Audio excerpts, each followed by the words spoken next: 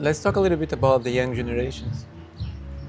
There's Young generation. some of the challenges that guys and girls around 18 to 25 face in Europe, in Germany, from your experience, especially when it comes to dating Uh-huh. and also career-wise. Do they feel like? Because I personally, the reason I'm asking is because I feel like a lot of young people are kind of not knowing what to do. They don't have a good vision, and they also sometimes are too afraid, especially after COVID. There's a lot of data showing that people became very afraid, very anxious to try new things, new jobs, new careers, new relationships. Mhm. What are your thoughts on that? I think, first of all, there are way more opportunities now for young people than, for example, for our parents' generation, which is on one hand side very cool, a very, very super cool thing, but at the same time it can confuse you a lot, right? When you don't have only those, I don't know, maybe 10, 15 Yeah. jobs that Yeah. are available in your area, but actually you could do 300 different jobs. Yeah. And the world is open to you, which is such a nice thing, but at the same time also super hard, of course, to know what you would like to do then. And you look on social media, and every day you see someone else living a very cool life, or at least pretending to live a very cool life. And out of all of these things, how can you know what you actually want to do? You cannot try everything, right? What do you think? Yeah, I think it's a source of anxiety. As you said, many options. What should I do? You get paralysis, right? Analysis paralysis. Which is also called the paradox of choice. You have so many choices, you don't choose anything. You get Right. overwhelmed, maybe? Overall. And also, what if you make a mistake? What if you regret? Right? And then I think this is one of the reasons young people are so anxious. But I also think it has to do with a little bit of lack of. Partially is also a lot of the new generations, especially in the West, they're lacking being more challenged. They're actually lacking facing deeper problems, like real problems.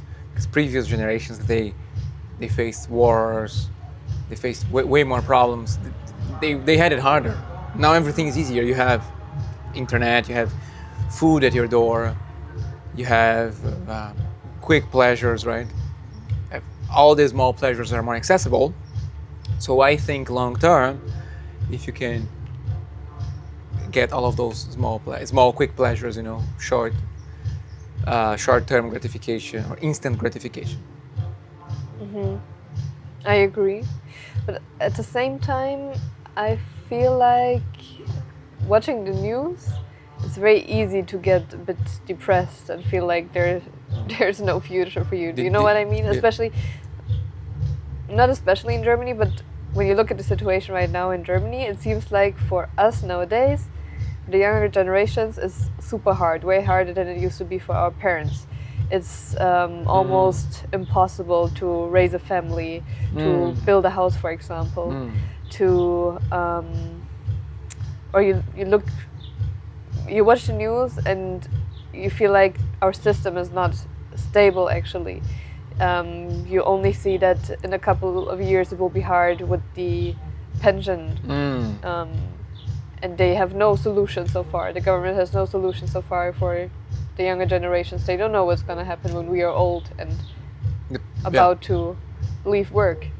So for some people, this can be very motivating, and they say, okay, then I have to work as hard as I can. I have to maybe move away. I have to build my life. And for some people, it can be very hard to deal with, and then they think, okay, anyways, I don't have a good future, so Yeah. So what you're saying is there is not as much social mobility as it used to be, as we used to have in the past. at least that's what it seems like. Right. Right. Yeah, I agree that a lot of things got harder. In the other hand, in small steps, right, progressively, the rents have been going up quite a lot. Big cities like Paris, Berlin, New York, London, it has become, I think, almost impossible for someone to live alone. Definitely. Yeah. First of all, you have to find an apartment, and then it has to be affordable. Right. Right. I know people who've been looking in Berlin for over 5 years for an apartment, Right. which is insane. 5 years for an Yeah. apartment in Berlin. Yes, Oh, and wow. so many people who work full-time jobs and they have troubles finding an apartment which they can actually afford, which is really sad, of course. It's really sad. It creates a lot of anxiety and frustration. A lot of frustration. Yeah, sure. And do you think this frustration, this anxiety, and those problems that young people these days face, with social mobility, crazy brands, and not knowing what to do, where to go next, do you think it's also going directly to the relationships, or the cause of relationships anxiety is another one? By relationship anxiety, I mean you are too afraid to date, you are too afraid to commit. A lot of the young generation are afraid to commit. And when I say commit, I mean just having like a boyfriend or a girlfriend. I'm not even talking about marrying. People are afraid even to get a little intimate, right? Not everyone, but a lot of people nowadays are like, they keep you at arm's length, right? They keep you more far than this microphone. Probably, I guess this lack of commitment is like a red string possibly going through every part of someone's life, but I don't know how it is connected. I think can also Maybe be it's two not. separate things. No, maybe it's not. Or maybe it is, because a lot of people, they want to figure out their career first, their money first, and then they're going to date. Then they're going to find the one. That's true. A but lot maybe of guys think like that. How do you think women think? Because a lot of guys think, I'm going to get my money first, I'm going to get my career in place, I'm going to get a house, a car, whatever it is, and then I'm going to find the one. Or the one's going to find me. I still think that women tend to be more driven to find a relationship sooner than men. I think most women don't put their career first, but for many women, it's more important. Really? to You actually. think so? You don't think women nowadays there's more feminism? You don't think so? That, of course, it's Feminism in the sense like a lot of women are prioritizing their careers rather than family or relationships. of course more than maybe in the 50s or 60s, but still I think that they are not as career driven as Right. men.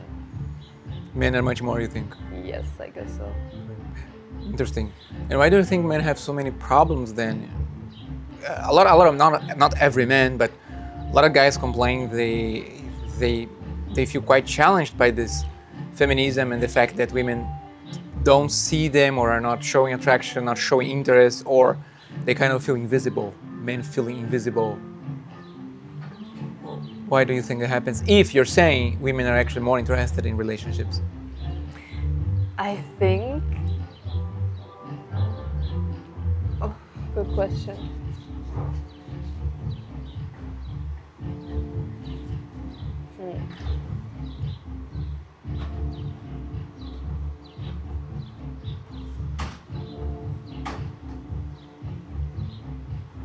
I think that maybe they fail to listen to women. I think when you really know how to deal with a woman and how to treat her well, you don't face these problems. Only if Really? you fail to listen to her needs and behave like an asshole, then you face those problems for sure. Right. So they are failing to listen. Do It's you have not like yeah. women hate men. Right. They don't hate men. They Right. hate men who So what it is? What's the problem? Then? fail to understand women. They hate men that fail to understand women. Yeah, who are not. I don't know. Yeah, I'd say so. Right. And do you have an example? What would be a good example? A guy is not able to listen to a woman, to actually understand a girl. What would be an example of that? I mean, it's already starting with dating. Many men nowadays don't put any effort in a date, into planning a date. They almost expect you to plan a date. Okay. I think it starts with this, or then I know that,